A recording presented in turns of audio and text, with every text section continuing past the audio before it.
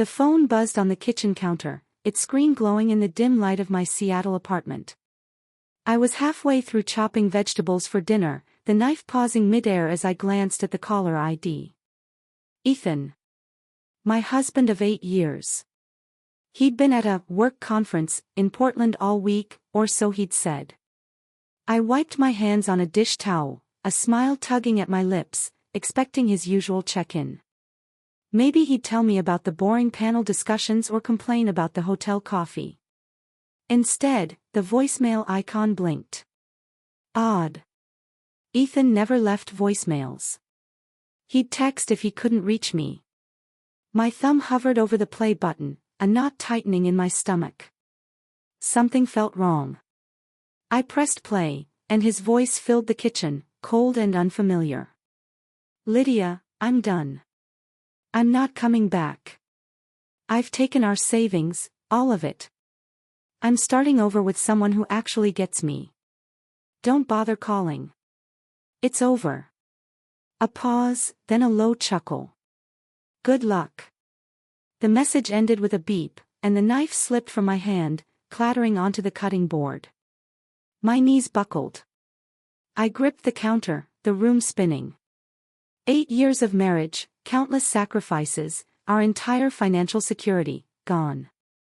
Stolen. And he'd laughed. My name is Lydia Harper, and in that moment, my world shattered. But Ethan had no idea what was coming. Before that voicemail, my life was a vibrant patchwork of love, ambition, and shared dreams, stitched together with care. Ethan and I had met in our late 20s at a community theater in Seattle's Fremont neighborhood, a quirky venue with creaky seats and a penchant for avant-garde plays. He was the lighting technician, all charm and quick wit, adjusting spotlights with a grin that made my heart skip. I was the stage manager, clipboard in hand, keeping the chaos of actors and props in check. We bonded over late-night pizza runs after rehearsals, laughing over burnt crusts and debating the best indie bands. Ethan's spontaneity drew me in, his knack for turning a rainy Sunday into an impromptu drive to the Olympic Peninsula, or leaving silly notes on my scripts, like, break a leg, boss lady. Our early dates were a whirlwind of adventure, hiking in Mount Rainier, sneaking into rooftop bars, sharing dreams under the stars. He wanted to climb the corporate ladder, I wanted to build an event planning empire. Together, we'd conquer the world, or at least Seattle. We married 2 years later in a small ceremony at Pike Place Market, the air thick with the scent of fresh flowers and saltwater. My parents, beaming from the front row, toasted to our future. My best friend, Mara, a fiery graphic designer with a penchant for blunt advice, helped me pick my dress, a simple lace number that felt like me. Our life settled into a rhythm, not perfect but ours. I worked as a freelance event planner, orchestrating corporate galas, weddings, and charity auctions across the city. My days were a blur of vendor calls, venue walkthroughs, and late-night emails, each event a puzzle I loved solving. Ethan was a sales rep for a tech startup, his commissions steady but unpredictable. We weren't wealthy, but we had a plan: save for a house in Capitol Hill, a charming neighborhood of craftsman homes and coffee shops. Maybe start a family someday, with a kid who'd inherit Ethan's grin and my knack for organization. Our apartment was modest, a one-bedroom in Belltown with scuffed hardwood floors and a view of the Space Needle through the fog. We'd furnished it with thrift store finds, a green velvet couch that sagged in the middle, a wobbly kitchen table where we'd host game nights with Mara and our theater friends, a bookshelf crammed with my event planning binders and Ethan's sci-fi novels. Mornings began with coffee on our tiny balcony, the city waking below as I updated my budgeting spreadsheets, tracking every penny of our $82,000 nest egg. "You're like a financial ninja," Ethan would tease, kissing my forehead as he grabbed his briefcase. I'd laugh, proud of our discipline, the sacrifices we'd made, skipped vacations, second-hand clothes, my decision to turn down high-paying gigs in New York to stay in Seattle for his career. I thought we were building something unbreakable, a partnership rooted in trust. Our neighbor, Mrs. Patel, would wave from her balcony, her sari bright against the gray sky, and I'd feel anchored, part of a community. But looking back, I see the cracks I ignored, the moments I dismissed as stress or quirks, warnings of a storm I never saw coming. The signs crept in like shadows, subtle at first, easy to overlook in the glow of our shared life. 6 months ago, Ethan's late nights at the office became routine. "Big deals in the pipeline," he'd say, his voice clipped as he grabbed his keys. His phone, once tossed carelessly on the counter, was now glued to his hand, a new password locking me out. He'd snap when I asked about his day, his charm replaced by a sharp edge. "Work's intense, Lydia." "Lay off," he'd say, his eyes avoiding mine. I'd nod, telling myself it was temporary, that startups were demanding.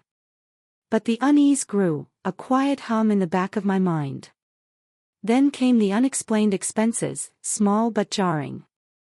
A $200 charge for a dinner at a swanky waterfront restaurant on a night he'd claimed to be at a team meeting.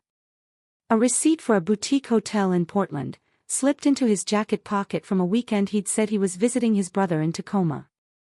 I found it while doing laundry, the paper crumpled but legible. My hands shook as I confronted him, my voice barely steady. "Ethan, what's this?" He laughed, a hollow sound, claiming it was a mix-up, a client's expense he'd forgotten to file. "You're overthinking, babe," he said, pulling me into a hug that felt stiff, rehearsed. I wanted to believe him, so I did, burying my doubts under the weight of our history. But the cracks widened. 3 months ago, our savings account began to shrink, $5,000 withdrawn 1 week, $3,000 the next. Ethan's explanations were vague: investments, he'd say, or emergency expenses for work. I pressed for details, but he'd brush me off, his eyes darting to his phone. "It's under control, Lydia. Trust me. Trust me." Those words haunted me as I started checking the account daily, my heart sinking with each unexplained transfer.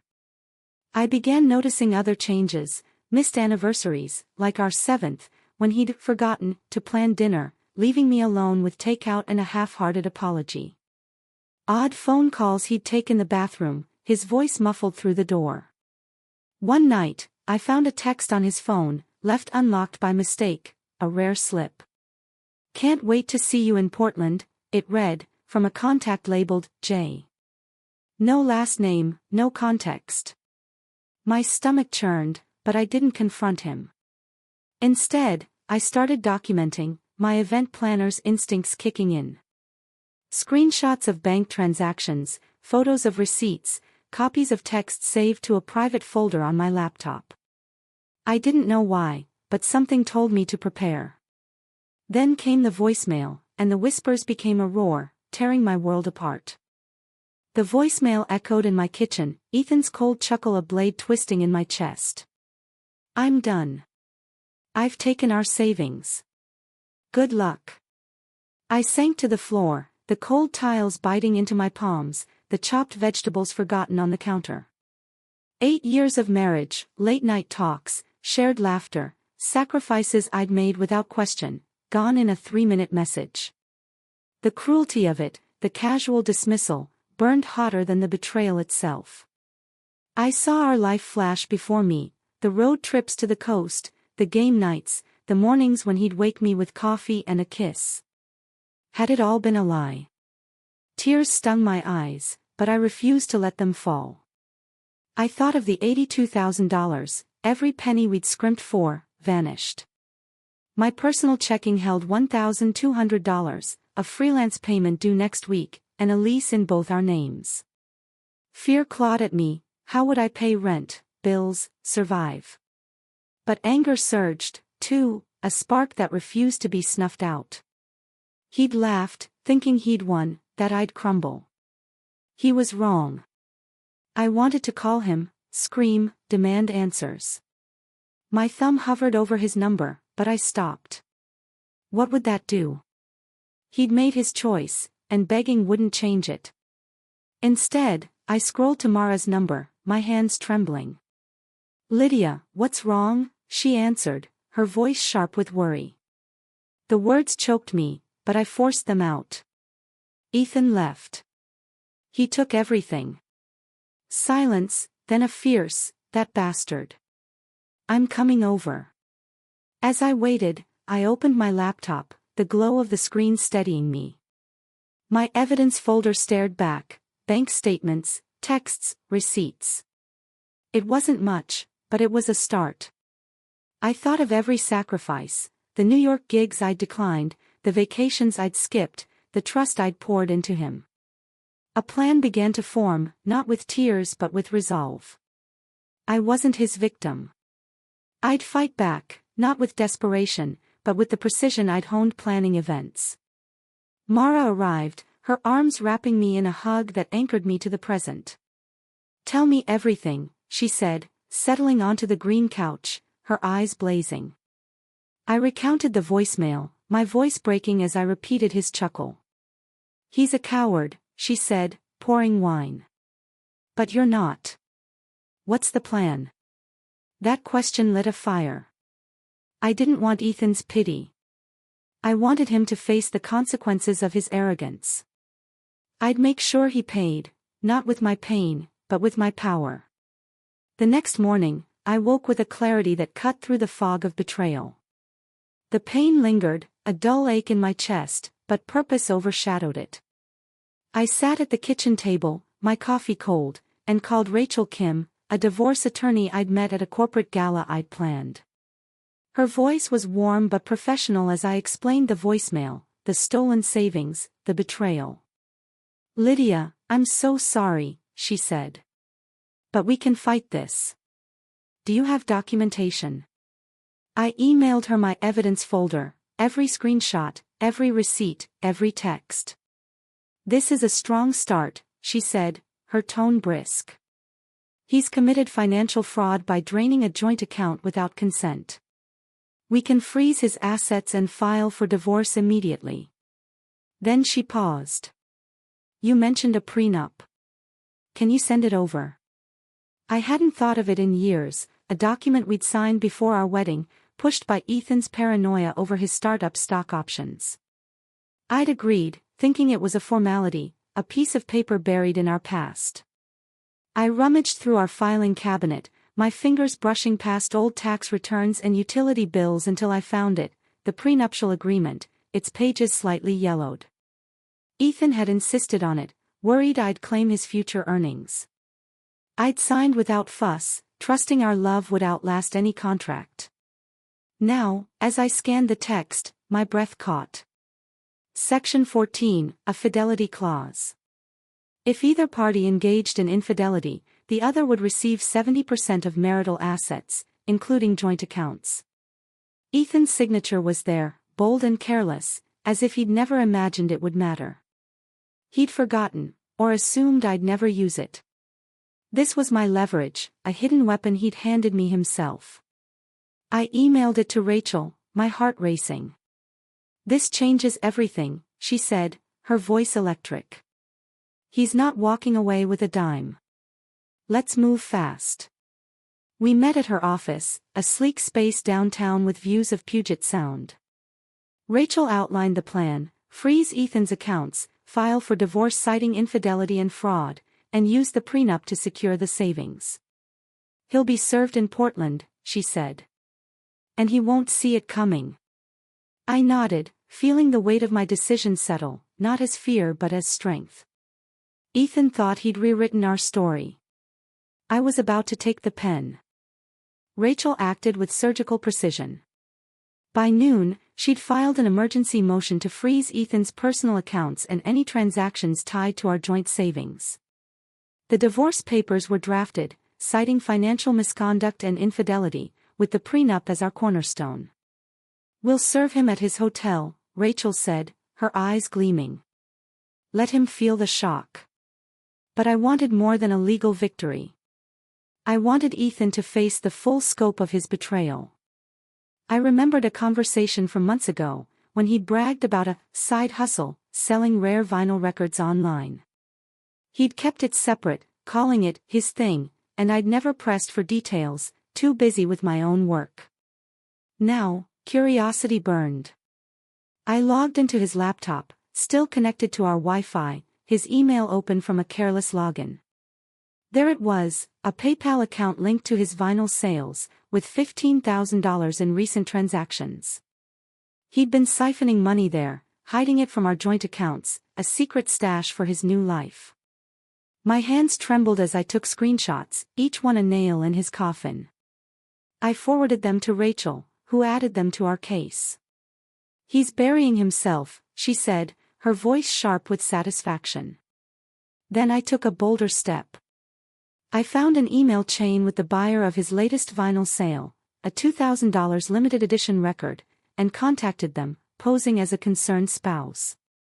"The payment's tied to a legal dispute," I wrote, my tone calm but firm. "I'd recommend holding off until it's resolved." The buyer, a collector from Chicago, replied within hours, agreeing to pause the transaction.